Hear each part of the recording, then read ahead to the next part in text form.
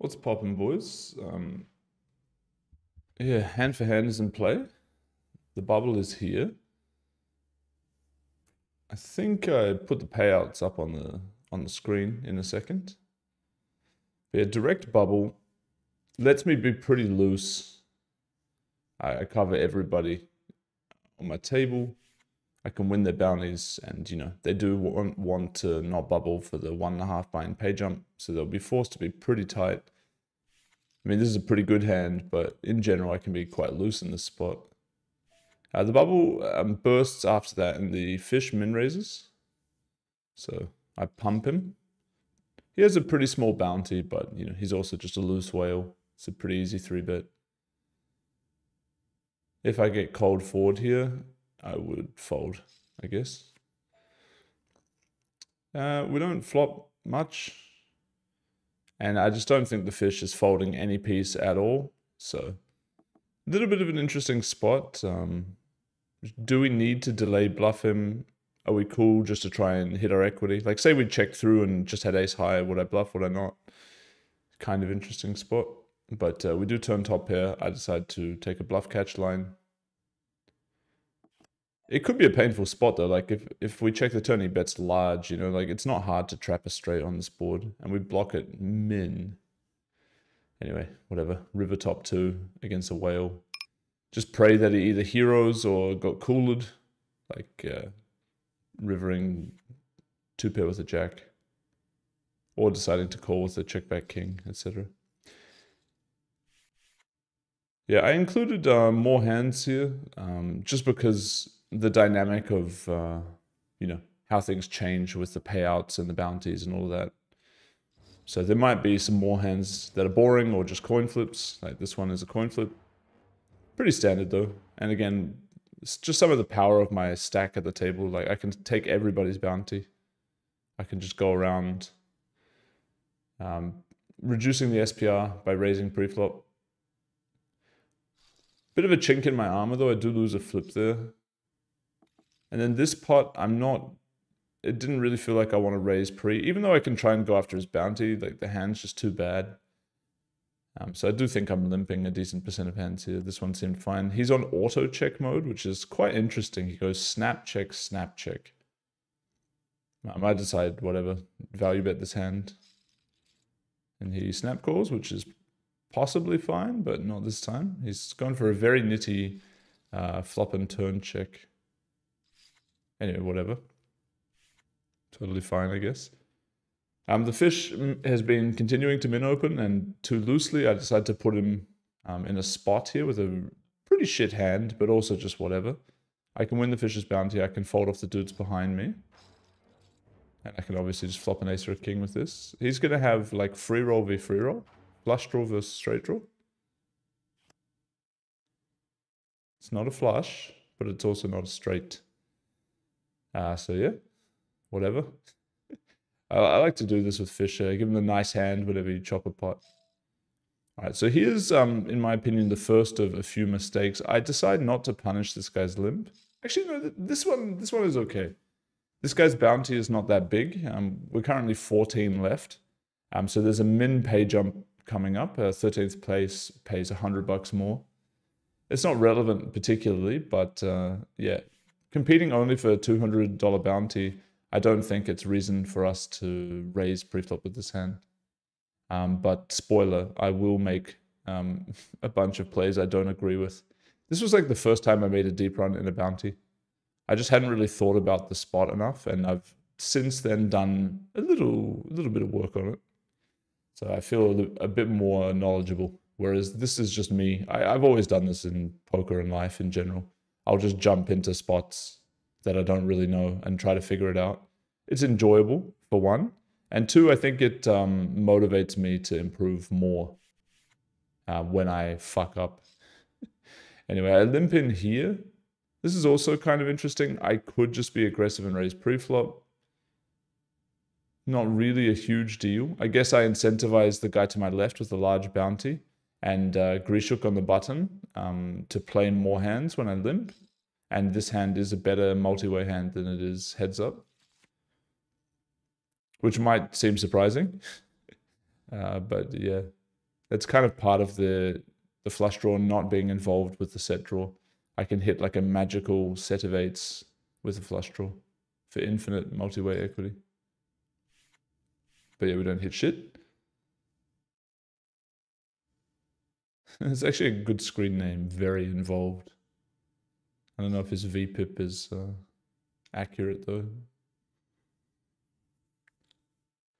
All right, so this dude limps on the button. We're going to pump him here with a top pair draw.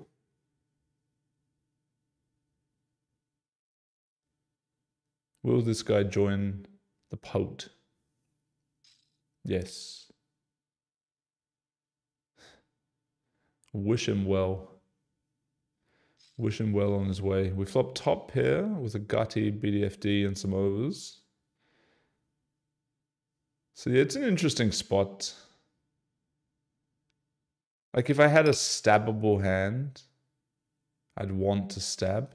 So I decided to use this sizing. Retrospectively, I'm not sure if I like it. Like I'm just going to jam a bunch on this board and check a bunch. And I think this hand is too weak to check, so I have to shove it. So I don't agree there. I wasn't really sure at the time, obviously, what to do. It's not terrible what I did. I guess the advantage is if I bet and one guy jams and the other guy re-jams, you know, then I can fold this hand. And I still deny a decent amount of equity. Anyway, this pot doesn't involve me. It's going to involve Amoxicillin with his $420 of bounty, getting it in against the chip leader, who has been pretty laggy. I was spectating the other table, and yeah, look, you can see his VPIP. Hendrik decides his hand is too good to fold, and he has absolute dirt. I really just could not comprehend why he made this play. Like, even if you think that the chip leader is like range jamming, ace queen 8-8 triple is a shit hand, mate. So yeah, Elite stacks 2 players, taking us from 12 down to 10. Next hand we wake up with 4-3 deuce deuce double. Maybe this isn't the next hand actually. I think I've skipped ahead a little bit. But yeah, we do play this 4-3 deuce deuce. Raising it didn't seem particularly good to me. Folding it might be okay, but it feels all right. Anyway, we flop a monster hand here. Monster hand. And we do stab. I don't think slow playing this hand is reasonable at all. Not at all. Looking for some customers. We get 1 customer. And a brick on the turn. So pretty golden spot. I make an overbet, but not like my default 150 overbet. A little bit smaller.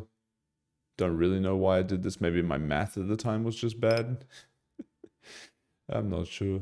But yeah, we potted up. We're trying to stack him on the river. Reducing the SPR to 1 with this play. Praying that he has enough to call. But he does not. Could have showed him this one, to be honest. A little value show. Very next hand, ace queen 8-5. Nut suit. This guy has a very loose range. I think it's a nice spot.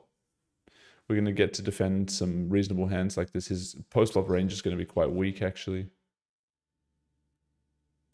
And yeah, I remember this now because I saw it recently while editing together the hands. It's an interesting spot. So check, check.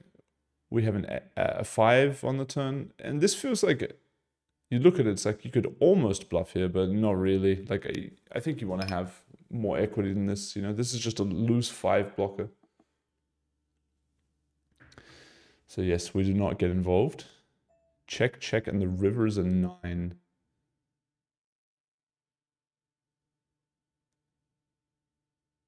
So yeah, I could use some different sizes here. I'm not sure about the third.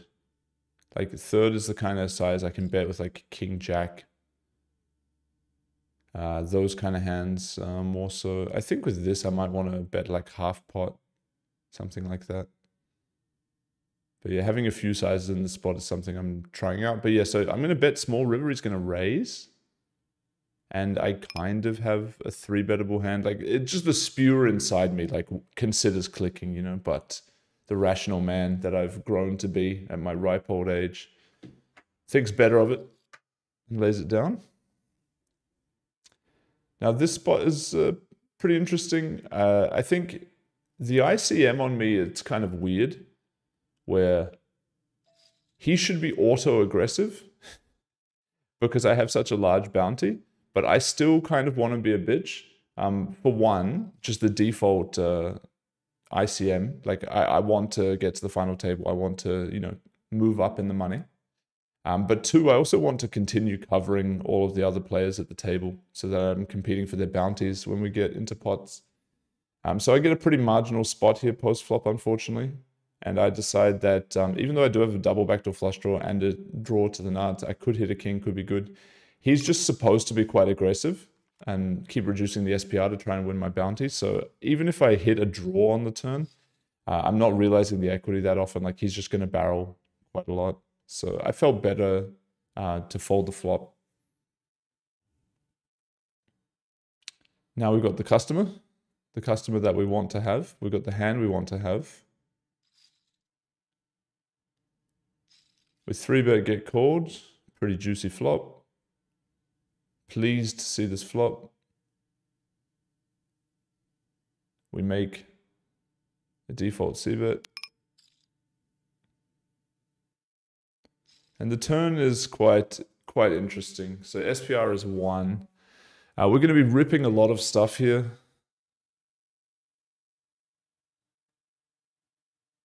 And I just felt like the fish, he wasn't going to fold his draw if he had his little draw, you know. So I decided to rip this too, but retrospectively, it might have been better to go for some sort of exploitative, smaller sizing or to check. I just didn't see the fish bluffing. I don't know. I don't hate the jam. But it feels like a waste of the strength of the hand. That's all I'm really saying. But in that spot, I'm jamming so much that I should just be fine with it. Similar spot to the last one, we limp a pretty reasonable hand. This time he checks back. And usually in BBB, a board like this, it's not so good for the limper. But considering how many hands you limp in this format, like anti-PLO with no rake, I don't think it's that bad. So we want to do a bit of stabbing. We got a pretty good hand to stab. He's going to raise us on the flop. Like, not a bitch raise either, like reasonably large, like 75% pot at least. We call, obviously. The turn gives us a straight flush draw with spades and a nut flush draw with clubs, plus a pair blocker. I decided to lead. 2/3 pot. Oh no, pot? I guess I'm just not sure. I thought about leading pot because I wanted to make the SPR a bit better for the river, but I think if I pot the turn, his continuing range is like insanely polar. So I didn't really like that. But yeah, I think the turn lead seems reasonable. Like, after all, we only had a middle pair. And if we check, he could river like a random overcard and now have a bluff catching situation. Whereas I put a ton of pressure on heaps of hands in his range by betting the turn. And obviously I have good equity when called against a lot of hands in his range. This one we over limp versus the under the gun limp. And we flop a wrap, so not bad. But this man is about to spoil the party here. 10 left.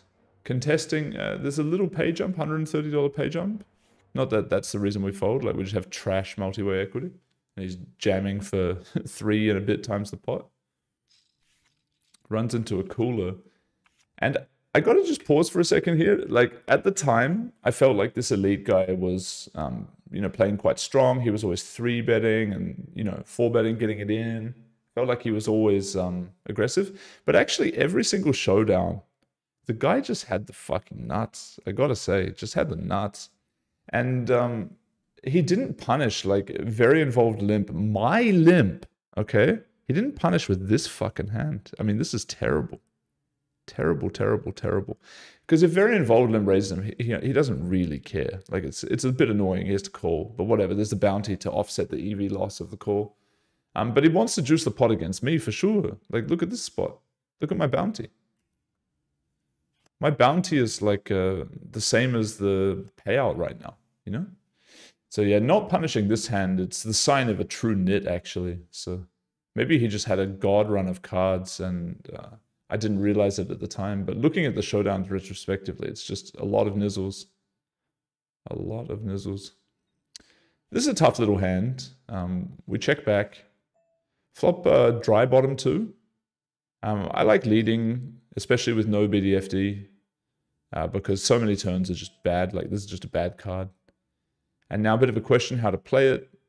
We have some hands that shut down here. So I decided to go for a pot control line where I check and probably call. He does full pot, which is tilting, but I don't think it's foldable. Because even if he turned like 2-pair with a 10, like 10-8, we have plenty of outs against that hand. So we do call and the river pairs the 10. So we're left with kind of an awkward bluff catching hand. And some of you might be thinking, we could check raise. But realistically, check, like leading flop and check call turn, we're not having hands that make full houses on this river card. So we have a bluff catcher. He's going to bet third pot. And unfortunately for me, fish do overbluff these spots. And I know I'm a station, so I will be paying off here. Can we get lucky and him to find a bluff for this sizing? No, he has a set. But I think the play is completely standard. Fish really do overbluff the river for small sizings. And he could have had plenty of bluffs that I didn't interact with there. Like any straight draw that peeled the flop that decided to bluff the turn. So I do not hate the call at all. On to the next hand. Very nice hand here. Ace, king, king, 10, king suit. Up against 2 men I cover for bounties. We're going to pump it. Will the big boy call? He will peel. Try to farm something. The under the gun limper finds a fold here, which is interesting. But I guess he's laddering, you know, some reasonable amount in this spot. 8th to 7th is a $350 payout. Sorry, pay jump roughly. Now, this is an interesting situation. Like, if the SPR was a bit more shallow, I could just ram the flop. I think my hand is too... I'm going to pause here. I timed more in the game. Oh, no, I didn't actually. I see bet pretty fast in the game. That's quite strange. I should have thought about this more, but I guess I also didn't want to just waste infinite time bank. But I don't mind the decision I came to. So I have a 10 blocker. I block some straight draws, obviously, with the kings. And I have, you know, a hand that can justify getting it all in heads up, but not multi-way. At the same time, if I check, this hand is extremely vulnerable. It's probably too good to allow both players to have a free card. I think this hand is a little bit too good. And if you look at the draw of my hand, I'm drawing at like a 10 or a jack or a king, kind of. Like, it's not a very strong draw, quote unquote, if we want to check it multi-way. Like, if I check and they just hit bottom 2 with some rancid hand, you know, it's very tilting. So I like the decision to c-bet. Half pot seems fine. Like, if they both get it all in, I can just fold or whatever. And if one of them's jamming, I probably can't fold, especially if it's the guy who covers me. Or actually, I just can't fold to either of them. I really can't. And I like the equity denial. There's plenty of turns that I would have to check fold, but there are plenty of turns where I can value jam and feel good. So yes, I pump it. This guy just jams the flop, which is disappointing. Again, I'm sitting here feeling like, God, I knew this guy would do this. He's playing so loose. But the fact the other guy cold calls makes it pretty easy fold for me. The loose man has a set, so I was wrong to make that assumption. We would have hit. So we could have called it off and hit if this guy didn't cold call off his pair and open-ender. What do I think of him cold calling this shove? Oh, no, so sorry, he has bottom 2 open-ender. Completely unfoldable hand. Completely unfoldable. Okay. I have never seen this before. I'm new to the tournament scene. I don't really want to see this more times, but I guess I kind of want to see it more times. Gay is what comes to mind. But yeah, I don't know. Not that the dude is gay necessarily, but the whole thing, the production. It's not greatly appreciated. Tony Meatballs, hello. He's going to min 3-bet pre, which is just completely unnecessary. Like, if he jams pre, it's the same. Like, I could cold call, the other guy could still shove. I don't know why he min re-raised. Doesn't make any difference though. Head no fold equity pre. Gets it all in a coin flip. Receives a bad turn. And cannot get it done on the river, despite making bottom 2. So yeah, first hand of the final table, we get a little pay jump, which is appreciated now that we kind of have a trash stack. Not trash, but not an amazing stack. We're going to need to win a large pot to feel a bit better. We start off with a limp here. I think if I raise pre-flop, I have no fold equity really against the guy on the button and the guy in the small blind. And often it's going to get 3-bet by one of them. So I don't mind just limping in and trying to hit with this hand. We do not hit, so we fold. But the fish is going to call. So what are these men up to here?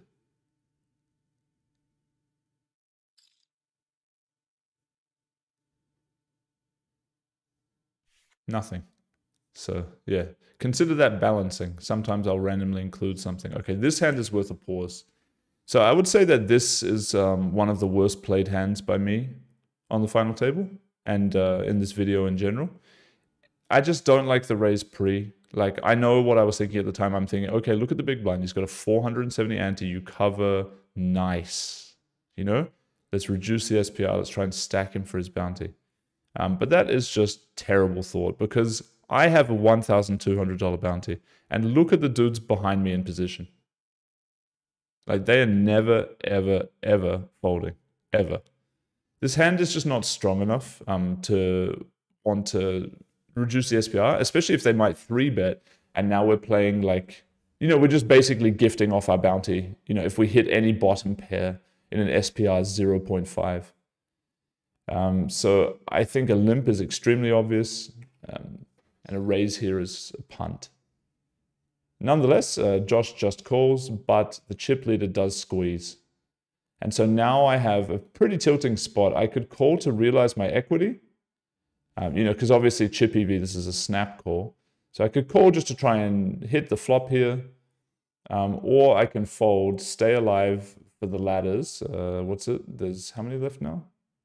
6 of us left. So the next ladder is for over a buy-in. It's, yeah, $550 ladder. I could stay alive for that ladder, plus keep enough chips to stack this guy with 20 BB or this guy with 22, this guy having a very juiced bounty. So I decided it's better to fold, but the decision to raise pre-flop is just inexcusably bad. Inexcusably bad decision. So not very happy with that one. And look at the flop. Why not just call? Unlucky, but terribly played. Imagine I just limped. I'm probably, you know, well, I'm not doubling, but I've got a, you know, I'm winning a pot. Anyway, on to the next hand. The lag chip leading man raises pre, fish calls, and Gamblerino with a massive bounty puts it in. Lag chip leader rams it in, of course, and the fish decides, fuck you, I'm not folding. Fish, ace, king, high, lag, chip leader, aces. So yeah, just nut peddling with very high VPIP. Can he hold with 80% equity to stack 2 people for a double pay jump? No. Gamblerino with the massive bounty is going to survive. Fish is going to bust. I mean, he busted himself, really.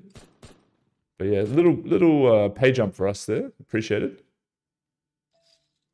And now we wake up with 8765 double.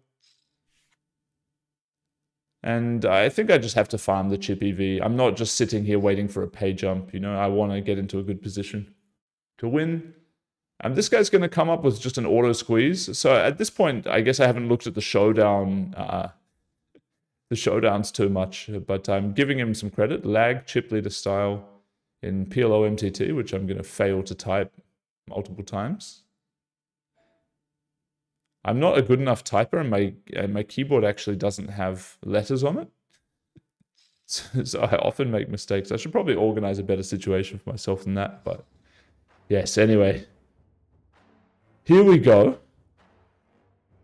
We've been ripped into on the flop. We have a low gutty and an 8 high flush draw, SPR1. And yeah, GG. Don't think it's something we can fold, even though it feels disgusting. But fortunately, he doesn't have anything that annoys us until the turn where he makes trips. I mean, he has 8-7. I guess that's annoying. And we do not find a diamond or a 10 to chop it. And that's the end of that story, unfortunately. I kind of like the music. But yeah, that was that. It was something. It wasn't the most amazing thing I've ever seen, but I decided to make a video just because I wanted to. Since this point, however, I've played a decent amount of tourneys and have some good content that I can work together. I'm not sure if I want to do a video similar to this, where I show kind of everything that's going on throughout the day, like all the tournaments I'm playing, or if I want to take the tournaments where I make a deep run and just work with that alone, you know, show the story of that particular tournament. So probably a couple of days before I edit the next thing. If you've made it this far, obviously you don't mind all of the content and stuff. So why don't you leave me your opinion? Should I make a story of the day or a story of the particular MTT? Yeah, there's a good, I don't know, both are interesting. So anyway, over time I find out which one I prefer, but feel free to give me your opinion on the topic. And yeah, I'll catch you on the next video or see you on the next stream. Boy.